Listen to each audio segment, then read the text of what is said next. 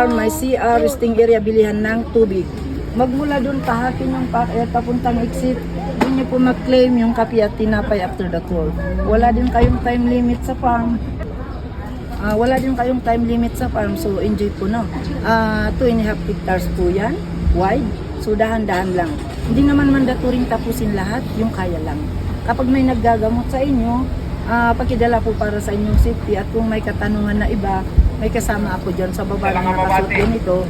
Sa kanila kayo pwede magtanong, magpasis, pwede rin magpa-picture. Okay? Regarding sa bulaklak pala, pwede naman pong hawakan ang may picturean. Iwasan lang na hindi maapakan at mapitas. Thank you po. Hi friends! Welcome back to my mini vlog! So for today's video, ito na nga po yung aming huling pinuntahan dito po sa Benguet, ang Northern Blossom. Sobrang ganda po talaga dito. So actually, kagabi nga, inisip namin kung tutuloy pa ba kami dito kasi nagkaroon ako ng allergy. Ibig sabihin, nakainom ako ng gamot na hindi po pwede sa akin. Namaga talaga yung mga mata ko dyan. As in na-deform at para ako nabugbog talagang tunay. Pero sabi ko, sige, nandito na kasi tayo. Yung aking eyeglass naman kasi ay para siyang nagiging sunglasses kapag natapatan ng araw. So, hindi naman nila masyadong makikita yung aking mga mata. Ang original plan namin na pumunta dito ay around 4 a.m. in the morning kasi gusto namin dito mag-sunrise. Kaso nga lang, talagang ang sama talaga ng pakiramdam ko niya. Barado yung ilong ko, namamaga yung mga mata ko. Kaya hindi ko pa talaga sure kung makakapunta kami. So mga bandang 9 a.m. nag-decide nga ako na sige, pumunta na lang tayo dito kasi nga sayang naman nandito na tayo. At saka 2 hours from our place naman itong Northern Blossom. So pagdating nga namin dito, around 12 na ng tanghali. So, hindi kami agad nakapasok dito kasi from 11:30 a.m. to 1 p.m. meron po silang lunchtime.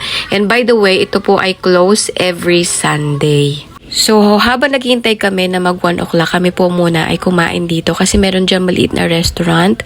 More on chicken yung kanilang ino-offer na kainin dyan. And masarap naman.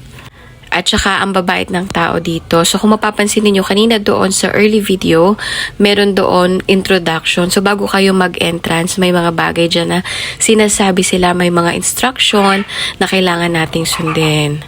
So, nilibot namin ito ng almost 1.5 hours. Actually, kulang yan kasi nagmamadali kami dahil nga bababa pa kami ng Baguio at bababa pa kami ng Manila.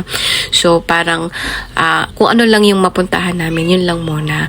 Pero pagdating nga namin dito sa loob, grabe, parang ang sarap talagang huminga. Ang sarap talagang tignan mo na lang lahat ng mga tanawin. I-appreciate mo na lang talaga lahat ng mga flowers, ng mga plants, ng mga puno dito sa lugar na to. Parang, alam mo yon, parang gusto mo lang umupo dyan. Actually, ngayon, pagpunta namin 2025, mas marami na silang chair compare dati.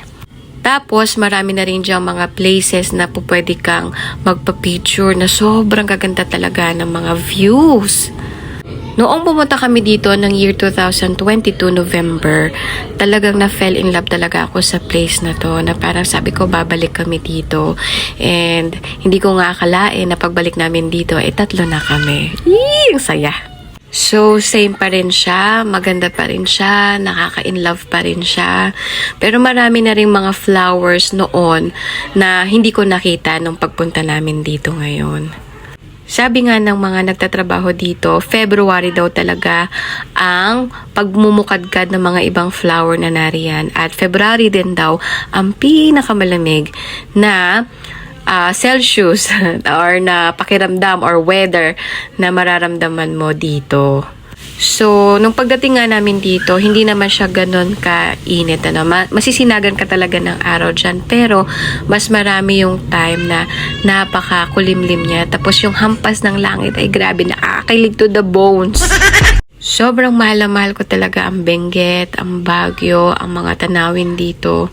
And hopefully, soon makabalik din kami ulit. Kasi ito talaga ang happy place namin mag-asawa. So, thank you very much for watching and I hope you like it.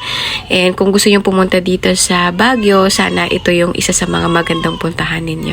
And by the way, ito na pala yung place na reach na namin. Kung dito nyo makukuha yung free bread at saka drinks or coffee and chocolate nyo dito.